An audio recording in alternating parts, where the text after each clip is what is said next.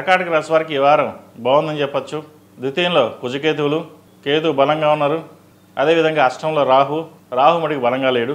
ప్రయాణాల విషయంలో కొన్ని జాగ్రత్తలు తీసుకోవాలి. సెల్ఫ్ డ్రైవింగ్ విషయంలో అతి జాగ్రత్త తీసుకోవాలి. అవసరమైతే తప్ప ప్రయాణాలని వాయిదా వేయడం చెప్పదగిన సూచన. ఇక ఉద్యోగ విషయాలకు వస్తే ఉద్యోగపరంగా సానుకూలంగా ఉంది. రావాల్సిన బెనిఫిట్స్ ఏవైతే ఉన్నాయో ఈ వారం వచ్చే విధంగా గోచరిస్తుంది. భాగ్యంలో శని బలంగా ఉన్నారు. మంచి ప్రమోషన్ కావచ్చు, ట్రాన్స్ఫర్ కావచ్చు, ఇంక్రిమెంట్ కావచ్చు పెరిగే గ్రహస్థితి గోచరిస్తుంది. ఇటు వ్యాపారస్తులకు ఇటు ఉద్యోగస్తులకు ఈ వారం చక్కగా ఉందని చెప్పచ్చు. వ్యాపార బుద్ధి సమృద్ధిగా ఉంటుంది. వచ్చిన అవకాశాలను జాగ్రత్త పరచుకోవడం అనేది మీ చేతిలో ఉంటుంది. ఎవరిని నమ్మకుండా మన వరకు మనం ఉండాలి, మన 10 మంది సహాయం చేయాలి అనే ధోరణిలో ఉంటారు. అయితే కొంచెం కోపాన్ని అదుపులో ఉంచుకోవాలి. ప్రతి చిన్న విషయానికి ఎక్కువగా స్ట్రెస్ అవ్వడం, యాంగ్జైటీ అనేది ఏర్పడడం అనేది జరుగుతుంది. వాటి విషయంలో కొంచెం జాగ్రత్తలు తీసుకోండి. ఎందుకంటే ఒక సమస్య వచ్చినప్పుడు దాన్ని పరిష్కరించడానికి వెళ్ళబోయి ఎక్కువ యాంగ్జైటీ అయిపోవడం జరుగుతుంది. అది ఏదైనా కావచ్చు. వాటి విషయంలో కొంచెం జాగ్రత్త తీసుకోండి. వ్యాపార పరంగా చక్కగా ఉంది కాబట్టి ఎటువంటి ఇబ్బందులు లేవు. అదేవిధంగా రియల్ ఎస్టేట్ రంగంలో ఉన్న వారికి అంత సానుకూలంగా లేదు. వచ్చిన అవకాశాలని వదులుకోకుండా జాగ్రత్తపరచుకోవాలి. కళారంగాల వారికి, హోటల్ మేనేజ్మెంట్కి, ఫాస్ట్ ఫుడ్ సెంటర్స్కి, చిరు వ్యాపారస్తులకు చాలా అనుకూలంగా ఉందని చెప్పచ్చు.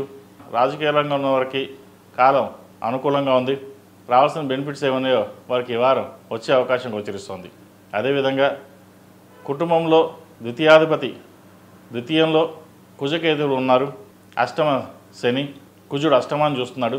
కాబట్టి కుటుంబపరమైన ఇబ్బందులు అనేది ఏర్పడకుండా చూసుకోవాలి. అదేవిధంగా వివాహం చేతి దాకా వచ్చి చేజారిపోతుంది. సంబంధం వచ్చింది, బాగుంది, ఇంకా పెళ్లి చేసుకుందాం, ముహూర్తాలు పెడదాం అనే టైంకి వాళ్ళు మాకు వద్దని చెప్పడం, లేదా జాతకాలు కలవడం చెప్పడం, లాస్ట్లో చెప్పడం, అది మీకు ఒక మనోవేదన గురి చేస్తుంది. అయితే ఏం జరిగినా మన మంచికి అనుకోండి.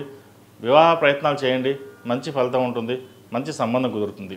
అదేవిధంగా సంతానం కోసం ఎదురు చూస్తున్న వారికి సంతానం కలిగే యోగ్యత గోచరిస్తోంది. సంతానపరమైన ఇబ్బందులు ఏమీ లేవు. సంతానం ఒక శుభవార్తను వినే అవకాశం గోచరిస్తోంది.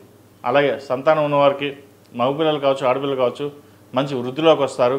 ప్రభుత్వపరమైన ఉద్యోగం వచ్చే అవకాశం ఈ వారం గోచరిస్తుంది. ఈ రాశిలో జన్మించిన విద్యార్థులకు కాలం అనుకూలంగా ఉంది. వచ్చిన అవకాశాన్ని సద్వినియోగం చేసుకుంటారు. నలుగురితో పాటు సరదాగా ఉండి మనకంటూ గుర్తింపు తెచ్చుకోవాలని గట్టిగా ప్రయత్నం చేస్తారు. ఈ వారం సఫలీకృతం అవుతుంది. ఈ రాశిలో జన్మించిన స్త్రీలకు వృత్తిపరంగా, వ్యాపారపరంగా ఈ వారం బాగుందని చెప్పచ్చు. గత వారం కంటే ఈ వారం కొంతవరకు బాగుంటుంది. అయితే ఆరోగ్యపరంగా కొన్ని జాగ్రత్తలు తీసుకోవాలి. ఎందుకంటే అష్టమంలో రాహు బలంగా లేరు. ఇటు షష్టమాధిపతి గురువు, భాగ్యాధిపతి గురువు వ్యయంలో కంబస్ట్ అయ్యారు. కాబట్టి డబ్బు ఇలా వచ్చి అలా ఖర్చు అయిపోతుంది. డబ్బు వస్తుంది, ఖర్చు అవుతుంది.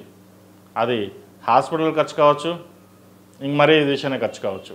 కాబట్టి ఇటువంటి విషయంలో జాగ్రత్తలు తీసుకోండి. ఆరోగ్యపరమైన కొన్ని జాగ్రత్తలు కూడా తీసుకోవడం చెప్పదగిన సూచన.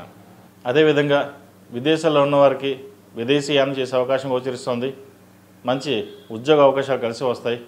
ఈ వారం మంచి ప్రమోషన్స్ కావచ్చు, ట్రాన్స్ఫర్ కావచ్చు అయ్యే అవకాశాలు కూడా లేకపోలేదు.